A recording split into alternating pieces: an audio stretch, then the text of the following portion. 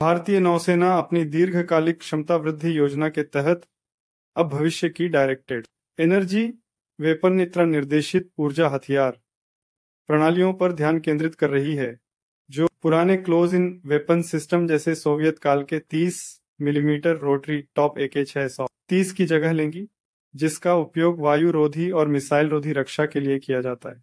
सूत्रों के अनुसार DRDO रक्षा अनुसंधान एवं विकास संगठन 100 किलोवाट से 300 किलोवाट तक की क्षमता वाले उच्च शक्ति लेजर सिस्टम विकसित कर रहा है, जिनमें 300 किलोवाट सूर्य प्रणाली एक प्रमुख उम्मीदवार के रूप में उभर रही है। यह प्रणाली क्रूज मिसाइल, ड्रोन और अन्य उच्च गति वाले हवाई खतरों से निपटने के लिए बनाई जा रही है। हालांकि ये नौसेना रक्षा के आधुनिकीकरण की दिशा में एक बड़ा कदम है, लेकिन इसका व्यावहारिक उपयोग अभी दूर है। विकास समय रेखा के अनुसार इन प्रणालियों को AK-630 जैसे सिद्ध और युद्ध परीक्षित हथियारों की जगह लेने में कम से कम 1 दशक का समय लगेगा। भारतीय नौसेना की DW प्रणालियों में रुचि वैश्विक प्रवृत्ति को दर्शाती है, जिसमें सभी प्रमुख सेनाएं विकसित होती चुनौतियों से निपटने के लिए अगली पीढ़ी के हथियारों की ओर बढ़ रही हैं। पारंपरिक AK-630 जैसी प्रणाली सीमित रेंज और गोला बारूद पर निर्भर होती है, लगभग 4 से 5 किलोमीटर की मार्क दूरी। इसके विपरीत डायरेक्टेड एनर्जी वेपन कई फायदे प्रदान करते हैं। अनंत गोला बारूद लेजर आधारित हथियार जहाज की विद्युत प्रणाली से ऊर्जा प्राप्त करते हैं, जिससे वास्तविक गोला बारूद की आवश्यकता समाप्त हो जाती है और रसद का बोझ घटता है। लागत प्रभावशीलता ड्रोन या मिसाइल को लेजर से निशाना बनाना पारंपरिक मिसाइल ये भारी गोले से निशाना साधने की तुलना में बहुत सस्ता होता है।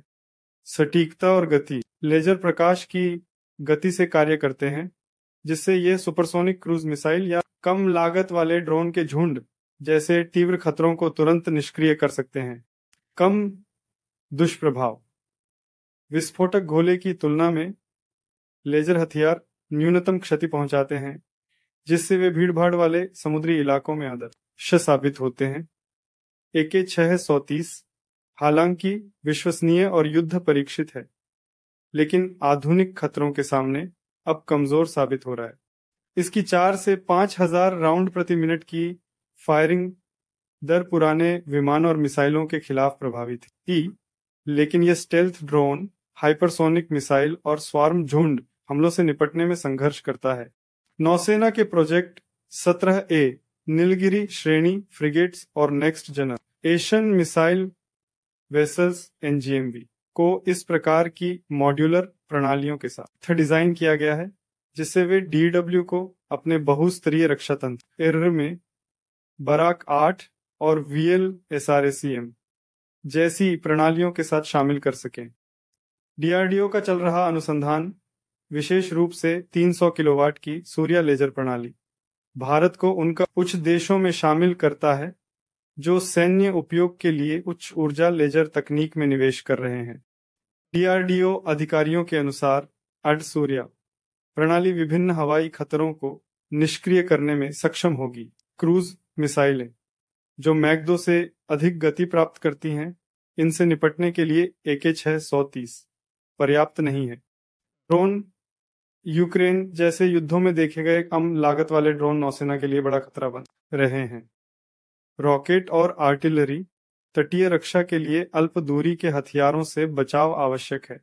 300 किलोवाट की शक्ति अंतर्राष्ट्रीय मानकों के अनुरूप है, क्योंकि यही स्तर कठोर लक्ष्यों को नष्ट करने में सक्षम माना जाता है। उदाहरण के लिए अमेरिकी नौसेना की energy laser with integrated optical dazzler and surveillance Helios प्रणाली, जिसका क्षमता 60 से 150 किलोवाट है, ने ड्रोन और छोटी नौकाओं के खिलाफ सफलता पाई है। DRDO की योजना 100 किलोवाट प्रोटोटाइप से 300 किलोवाट सूर्य प्रणाली तक शक्ति बढ़ाने का है। परीक्षण पहले से जारी हैं, ताकि ट्रैकिंग और लक्ष्य भेदन की क्षमता को सिद्ध किया जा सके। सूर्य प्रणाली की प्रमुख विशेषताएं: उच्च शक्ति लेजर आउटपुट, 300 किलोवाट की शक्ति लक्ष्यों को जलाकर या उनके वारहेड विस्फोटित कर नष्ट कर सकती है। उन्नत लक्ष्य भेदन, इलेक्ट्रो ऑप्टिकल और इंफ्रारेड सेंसर व रडार के साथ एकीकृत ट्रैकिंग प्रणाली। मॉड्यूलर डिजाइन, इसे बड़े विध्वंसक जहाजों से लेकर छोटे कॉरवेट तक विभिन्न प्लेटफार्मों पर लगाया जा सकता है। स्वदेशी निर्माण, भारतीय उद्योगों के साथ साझेदारी में विकास, जिससे आत्मनिर्भर भारत को बढ़ावा मिलेगा। इन सबको देखते हुए नौसेना अगले एक दशक तक AK-6 और फैलेंक्स CIW जैसी मौजूदा प्रणालियों को बनाए रखेगी। नई पीढ़ी के युद्धपोत जैसे प्रोजेक्ट 18 नेक्स्ट जनरेशन डिस्ट्रॉयर्स संभवतः 2030 के दशक के मध्य तक DAW को प्राथमिक या द्वितीयक प्रणाली के रूप में शामिल करेंगे। भारतीय नौसेना का यह कदम वैश्विक प्रवृत्ति के अनुरूप है, क्योंकि अमेरिका, चीन और रूस जैसे प्रमुख समुद्री देश भी लेजर आधारित रक्षा प्रणालियों में निवेश कर रहे हैं।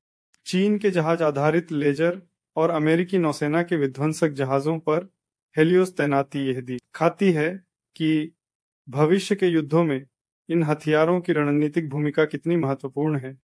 भारत के लिए सूर्य प्रणाली का अपनाना हिंद महासागर क्षेत्र में उसकी डिटरेंस निरोधक क्षमता को बढ़ाएगा, जहां खतरे चीन की एंटीशिप बैलिस्टिक मिसाइलों से लेकर पाकिस्तान के ड्रोन और तटीय मिसाइल बैटरियों तक फैले हुए हैं।